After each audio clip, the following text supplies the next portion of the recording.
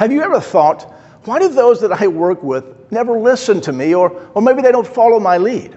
Or when I try to lead people, my peers, those that I work with, they just don't listen to my suggestions or even take me serious because, well, maybe I feel I'm too young, or I haven't been in the organization as long as they have. I just don't have the experience.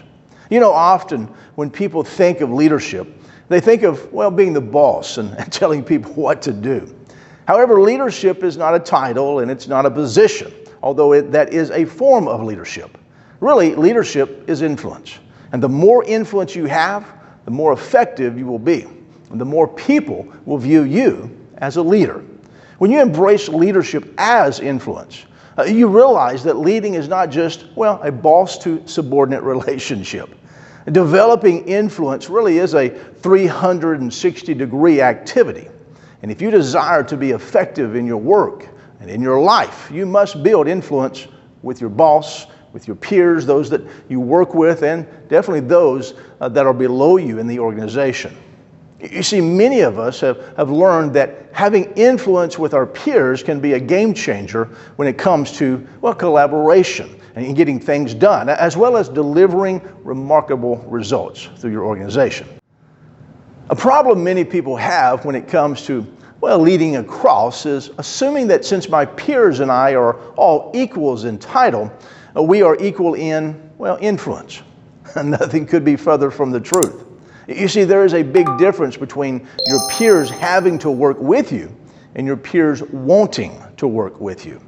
The difference is your level of influence with them, and that must be earned.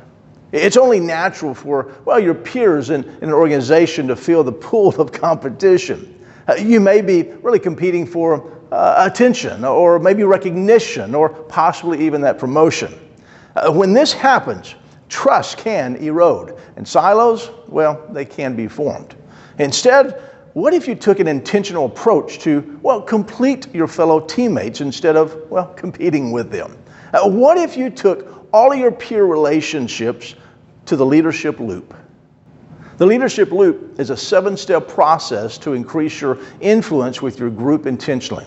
It raises your awareness of the incremental steps of developing trust and provides a game plan for what to do next. The 7 steps are these. Number 1 is caring. I take an interest in a person. Number 2 is learning. I take the time to get to know this person. Number 3, well, it's appreciating. I come to genuinely appreciate and really respect this person for their unique skills and for the experiences. Number 4, well, it's contributing. I want to add value to this person by contributing to their growth and to their development and to see them grow. And then number 5, it's verbalizing. I verbalize affirmations of this person to really help them believe in themselves. And then number 6, well, it's leading. By practicing the first 5 steps, I have earned the opportunity, really, to influence this person and to lead them. And then lastly, number 7, it's succeeding.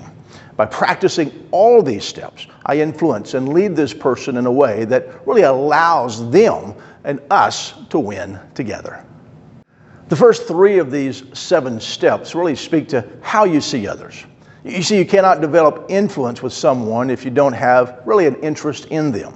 And then the next 2 steps, number 4 and 5, are, well, where others become better because of you. This can become really a bottleneck for many of us because it requires intentional action to add value to a peer. The final steps, though, number 6 and number 7, are really where you have the greatest influence. Moving people from having to work with you to wanting to work with you, well, it requires them to give you permission to influence them. You can't make someone be influenced by you. They have to give you permission. That's why when you practice the 7-step process, you earn the opportunity to influence them. Think about your peer group and really evaluate where you are on the leadership loop with each person. Identify if there are places where, well, you easily get to with most, but you're having trouble going to the next step.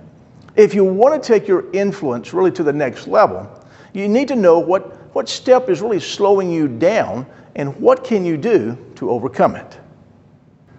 If you are wanting to increase your influence, I would love to be of help.